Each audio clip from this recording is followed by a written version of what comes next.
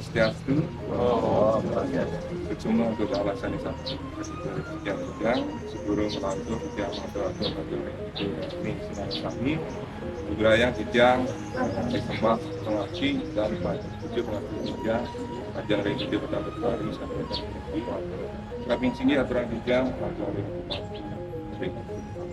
saya bapak kijang bapak kepala kantor kepala ibu kasih Pak Rekasi sani meneliti lan sani siasa sementon penduduk lan pramugari sani pangan sih tresnain India. Ring raine kecil puniki dijang bantah ngajingin pakiling ngajide indik makna abdi dupa. Gitu. Jadi dari tentang kami sering pada kita lihat bahwa ada api dalam persembayangan yaitu bentuknya itu dupa. Tetapi sedikit yang mengulik apa sih makna api dalam dupa.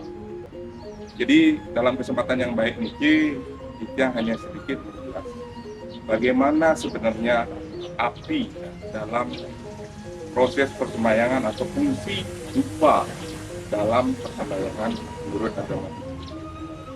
Setidaknya ada 4 makna yang perlu kita ketahui menurut beberapa referensi, utamanya Rigveda ataupun sudah termuat di dalam Vedanga, terutama di Niruta, Jyotisa, kemudian di Akarana, sudah tertera bagaimana tata pelaksanaan dan penggunaan dupa.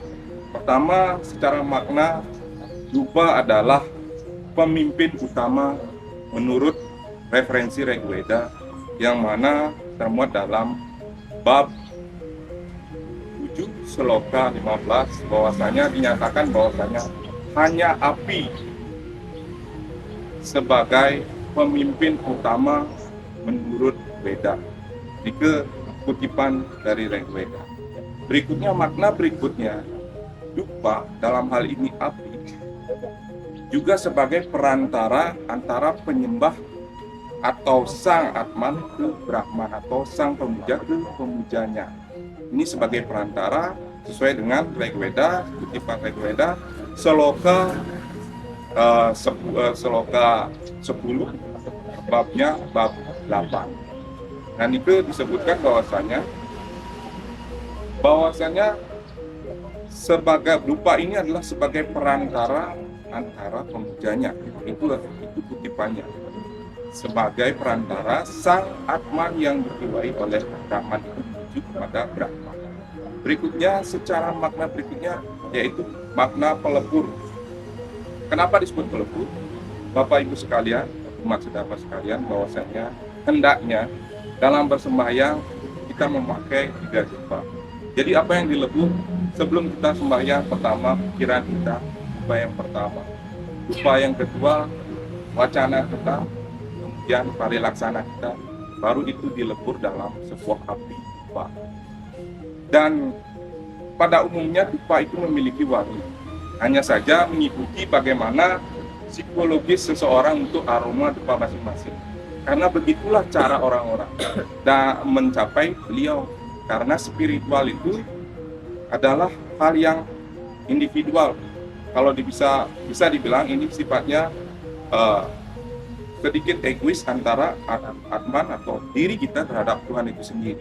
Sehingga bau pun kadang-kadang ada yang bau nanas, ada yang bau kemenyan, ada yang bau memang bau-bau yang nyentrik sekarang, bau nanas, kemudian bau lavender, banyak. Itu menurut dari psikologis seseorang pemuja terhadap Tuhannya. Yang mana aroma harum inilah yang akan kita persembahkan lewat peleburan-peleburan pikiran, perkataan, dan perbuatan. Berikutnya, fungsi dupa yaitu memiliki makna sebagai upasaksi atau saksi.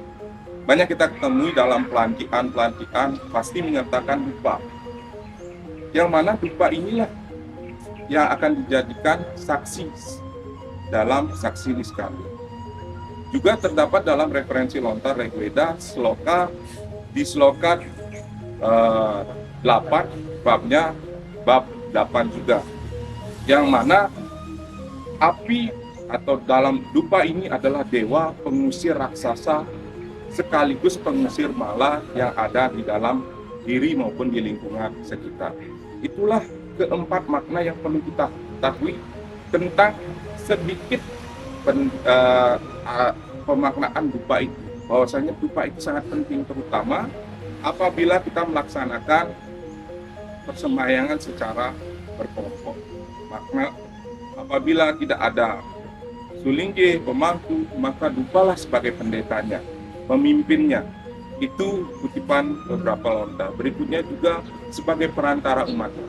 Jadi kesimpulan secara singkat pada hari ini, dupa memiliki makna utama yaitu makna penghubung antara kita dengan Gusti Sang Hyang Widi. Mungkin Nike yang bisa berikan sebagai pengiling pada sekitar Cakra kami, Penasang Luge, Ujang, apabila ada permasalahan atau pernyataan yang kurang tepat di pagi hari ini, Ujang tidak perlu para Om Santi Santi Santi.